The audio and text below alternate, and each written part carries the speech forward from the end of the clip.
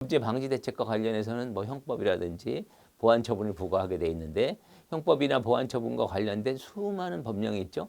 형법부터 시작해서 보호관찰법, 실효가물 성충동 약물치료법, 뭐 전자장치법, 부착법 등등등의 법이 있고요. 그 다음에 또 범죄 피해 원인과 관련해서 피해 구조와 관련해서 범죄 피해자 보호법이라는 또 법령도 있고, 그 다음에 소년에 대한 특칙 관련해서 소년법, 그 다음에 보호소년 처우법, 뭐 아동청소년 성보호에 관한 법률 등등등 정말 법령이 많습니다. 시험에서는 아주 다양하게 출제가 되고 있기 때문에 어느 한 군데 집중적으로 많이 출제되진 않아요.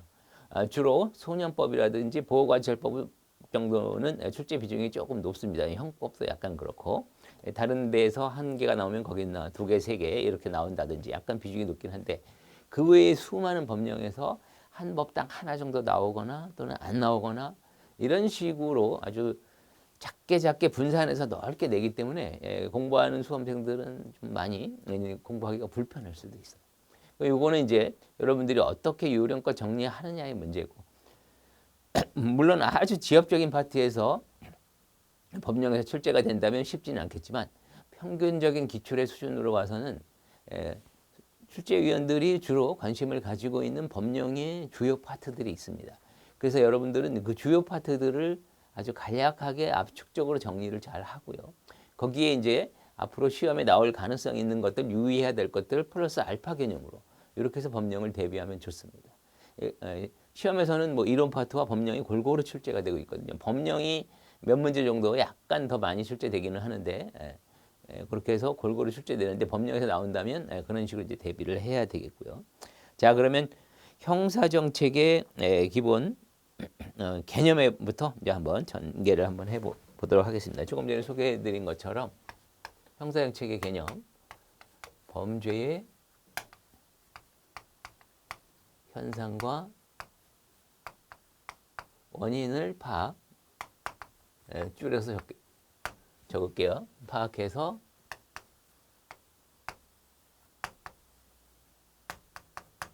범죄 방지 대책을 수립하는 국가의 일체의 활동, 이렇게 이제 압축적으로 이야기할 수가 있어요.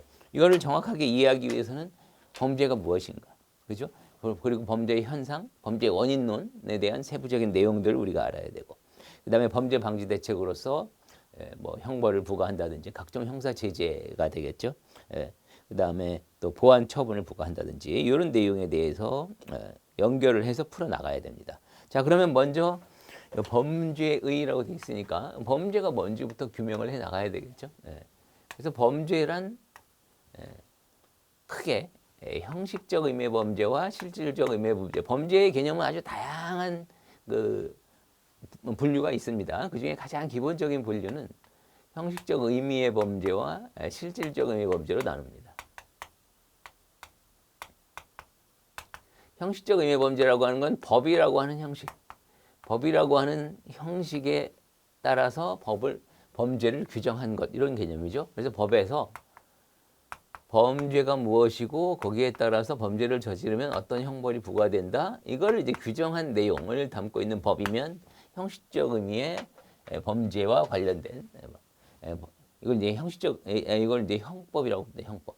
그러니까 형법전도 있지만 우리가 잘 알고 있는 살인죄, 절도죄, 강도죄 등을 규정하고 있는 형법도 있지만 여기에 대해서 뭐 범죄가 무엇이고 형벌이 무엇이다라는 규정한 건 형법 외에도 되게 많죠. 뭐 국가보안법도 있고, 그 다음에 뭐 식품위생법에도 범죄 형벌 규정이 있고, 각종 행정법규에도 있고, 이 수많은 범죄 형벌을 규정한 것을 모두 넓은 의미로 형법이라고 이제 부릅니다. 그게 이제 법이라는 형식에 의해서 범죄 형벌을 규정했기 때문에 거기에 규정된 범죄가 바로 형식적 의미의 범죄가 되고요.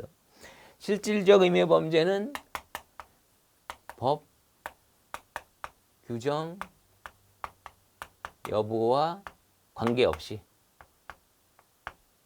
법이 규정이 돼 있는 경우도 있고 없는 경우도 있고